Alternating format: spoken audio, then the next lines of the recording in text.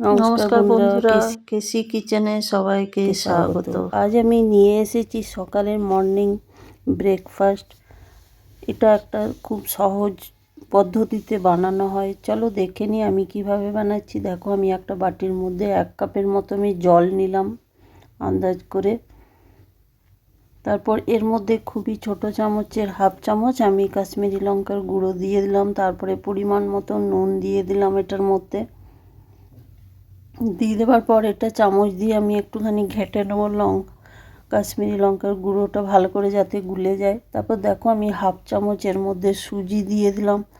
তোমরা মোটা দানা বা পাতলা যে দানা সেটা যেটাই হোক তোমরা দিতে পারো। বেশি মোটাটা হলে তোমরা মিক্সিতে একটু গুঁড়ো করে নিয়েও দিতে পারো।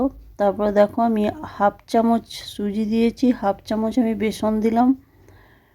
মানে আমার 3 চামচ হয়েছে, কিন্তু এটা অর্ধেক দিতে হবে। অর্ধেক সুজি মানে 1/2 কাপ সুজি, 1/2 কাপ বেসন। তবে দেখো, এটা আমি খুব ভালো করে ফেটিয়ে নেব। এই ব্যাটারটাকে আমি মোটামুটি 15 মিনিটের মতো রেখে দিলাম। ওইদিকে রেখে দিয়ে 15 মিনিট পর ফিরে এলাম। দেখো আমার ব্যাটারটা সুজিটা কতটা টেনে নিয়েছে জলটা। তারপরে এইদিকে আমি কিছুটা সবজি দিয়ে দেবো। দেখো, বাঁধাকপিটা আমি কেটে রেখেছি, খুবই ছোট ছোট করে দিয়ে দিলাম। তারপরে একটা মিডিয়াম সাইজের টমেটোটা বীজটা বার করে আমি সেটাও দিয়ে দিলাম। কিছুটা ধনে পাতা দিলাম, পরিমাণ মতো লঙ্কা দিয়ে দিলাম কেটে। তারপরে কিছুটা মানে 1 ইঞ্চের মতো আদা আমি গ্রেট করে রেখেছি, সেটাও আমি দিয়ে দিলাম। তারপরে 1 চামচ আমি গোলমরিচের গুঁড়ো দিয়ে দিলাম। একটা লেবুর আমি অর্ধেকটা রস বানিয়ে রেখেছি, সেটাও আমি এটার মধ্যে দিয়ে দিলাম। যদি তোমাদের লেবু না থাকে তাহলে দই দিতে পারো, আবার দইও যদি না থাকে সব সময় তাহলে আমচুর পাউডারও তোমরা দিতে পারো। তারপর দেখো, এটাকে আমি একদম স্মুথ ব্যাটার করে নিলাম, ভালো করে নেড়ে নিলাম। নেড়ে নেবার পরে দেখো, আমি 1 চামচ ছোটো চামচের 1 চামচ ইনো জল দিয়ে গুলে আমি দিয়ে দিলাম এটার মধ্যে। তোমরা চাইলে কিন্তু এটা বেকিং সোডা বা বেকিং পাউডারও দিতে পারো। তবে হ্যাঁ, এটা দিয়ে দেওয়ার পর সাথে সাথে কড়াইয়ের মধ্যে দিয়ে দিলেই বেশি ভালো, তাহলে এটার কাজটাও ঝটপট হয়ে যায়। এটা কিন্তু ইনো বা বেকিং সোডা দিয়ে কিছুক্ষণ রাখলে কিন্তু এটার ইয়েটা কমে যায়। সেই জন্য সবসময় চেষ্টা করবে যে এটা দিয়েই যেন কড়াইয়ে জিনিসটা বানিয়ে নেওয়া যায়।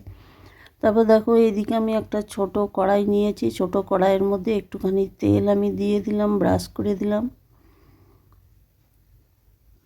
তারপরে এর মধ্যে আমি কয়েক দানা কালো সর্ষে, যেটা আমরা খাই সেই কালো সর্ষে একটুখানি আমি এর মধ্যে ছড়িয়ে দিলাম।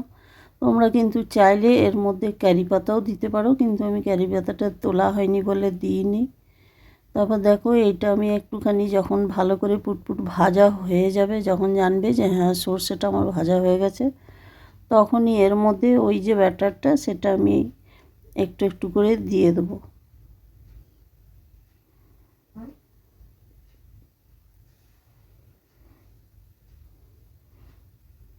দেখো, আমার একটু তেলটা কম মনে হলো বলে আমি আর একটু তেল দিয়ে দিলাম। তারপর দেখো, এইটা আমার পুরো ব্যাটারটা আমি 1 চামচ করে দেব। এই রকম ছোট্ট কড়াইয়ের মধ্যে বানালে কি হয়, জিনিসটা বানানোটা খুব ভালো হয়, আর এটা ফুলেও যায়, ছড়িয়েও যায় না ব্যাটারটা। তারপর দেখো, আমি ঢাকা দিয়ে রেখে দিলাম 3-4 মিনিট। ঢাকা খুলে আমি দেখাচ্ছি। দেখো আমার নিচেটা কি সুন্দরভাবে হয়ে গেছে। তারপরে আমি এটাকে উল্টে দিলাম একটুখানি। উল্টে দেওয়ার পরও 1-2 মিনিট রাখবো আমি এটা তবে লো টু মিডিয়াম আঁচেই করতে হবে। যদি তোমাদের ওরকম ছোটো কড়াই না থাকে তাহলে এরকম ডাল ছকে এটাতেও তোমরা বানিয়ে নিতে পারো। তারপর দেখো, ওইটা হয়ে যাওয়ার পর আমি উঠিয়ে নিয়েছি। আমি আর একটা বানিয়ে দেখাচ্ছি। এটার মধ্যে আবার ওইভাবে তেল দিয়ে, সাদা তেল দিয়ে একটুখানি সর্ষে ছড়িয়ে আমি ব্যাটারটা দিয়ে দিয়েছিলাম। তারপরে খানিকক্ষণ ঢাকা দিয়ে রাখার পরে আবার ঢাকা খুলে দেখো এটা কি সুন্দরভাবে ফুলে গেছে।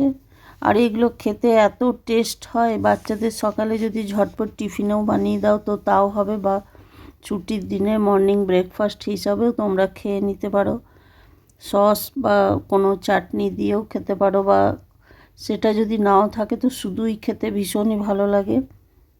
তারপর দেখো, এটা একটুখানি আমি চিপে দেবো। চিপে চিপে দিলে কি হয়, ভেতরটাও হয়ে যায়। এমনিতে ফুলে গেলে অবশ্য যদিও পুরোটাই হয়ে যায়, তবুও তারপর বলে দিই, আমার রেসিপি যদি ভালো লেগে থাকে তো লাইক, শেয়ার ও কমেন্ট করার অনুরোধ রইল, আর নূতন বন্ধুদের সাবস্ক্রাইব করার অনুরোধ রইল। তারপর দেখো আমার সবগুলো ভাজা হয়ে গেছে, আমি একটা প্লেটের মধ্যে উঠিয়ে নিলাম, উঠিয়ে সসের সাথে আমি সার্ভ করে দিলাম।